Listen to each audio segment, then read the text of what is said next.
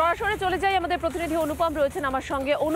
অনুপম, তৃণমূলের যে রাশ আলগা হচ্ছে নেতা বিধায়ক এদের থেকে, সেটা বোঝা যাচ্ছে স্পষ্ট। যেখানে সামনে বিধানসভা ভোট, নিজেদের আরো ঐক্য দেখানোর কথা, আরো দলের কথা মেনে চলা উচিত, সেখানে রাজ্য বিধানসভার বাজেট অত্যন্ত গুরুত্বপূর্ণ। সেখানে হুইপ জারি সত্ত্বেও 50 জন বিধায়ক এলেন না। কোন কোন এলাকার বিধায়করা রয়েছেন আর তাদের জন্য কি ব্যবস্থা নেওয়া হতে পারে শৃঙ্খলা রক্ষা কমিটির পক্ষ থেকে, কি জানা যাচ্ছে?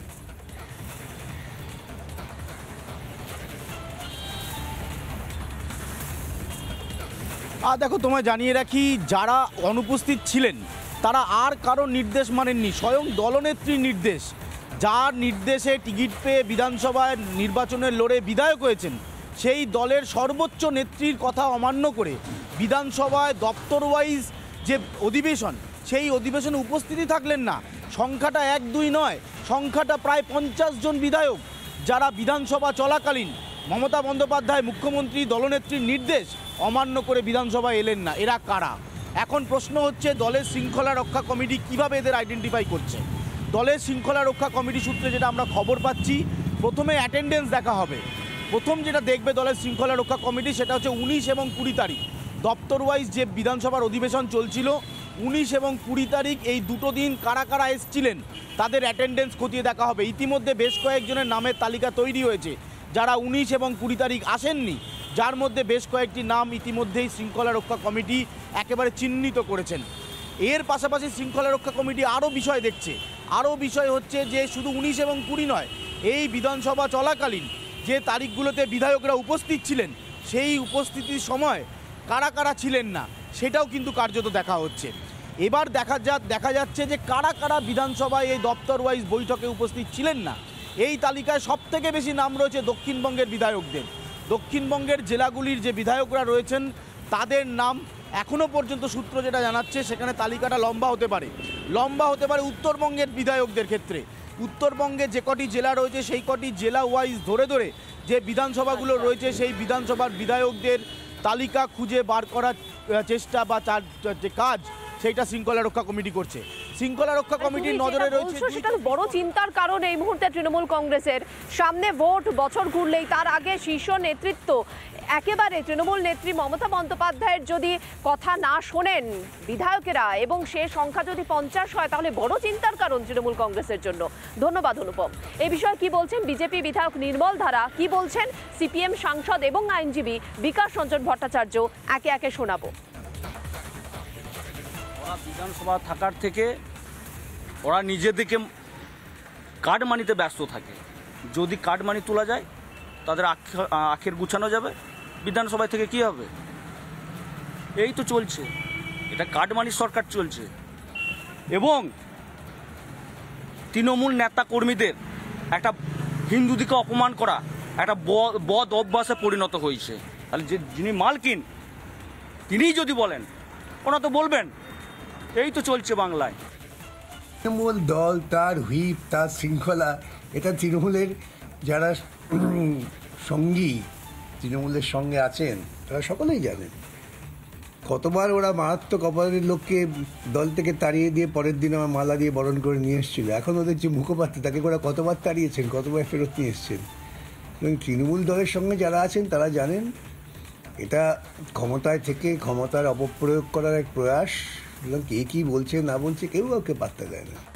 তৃণমূল কংগ্রেসের অন্দরে তো কোন দল ছিল, এখন তৃণমূল কংগ্রেসের বিধায়কেরাই তৃণমূল কংগ্রেসের কথা শোনে না। কেন বলছি? রাজ্য বিধানসভায় রাজ্য বাজেট, আর সেই রাজ্য বাজেটের যে অধিবেশন, সেখানে গড় হাজির 50 জন বিধায়ক। হুইপ জারি করা হয়েছে, কিন্তু তা সত্ত্বেও 50 জন বিধায়ক কোথায় গেলেন? তারা হাজির হচ্ছেন না রাজ্য বাজেট অধিবেশনে। আর তা নিয়ে তৃণমূলের শৃঙ্খলা রক্ষা কমিটি বৈঠকও করছে। এতদিন কোন দল নেতাদের মধ্যে, নিজেদের মধ্যে, সেটা সামনে এসেছে। এবার একেবারে শীর্ষ স্তরে, যেখানে বিধায়কদের উপস্থিত থাকার কথা, তৃণমূলের শৃঙ্খলা রক্ষা কমিটি তারা বৈঠক করছে, হুইপ জারি করছে, তারপরেও গড় হাজির 50 জন বিধায়ক।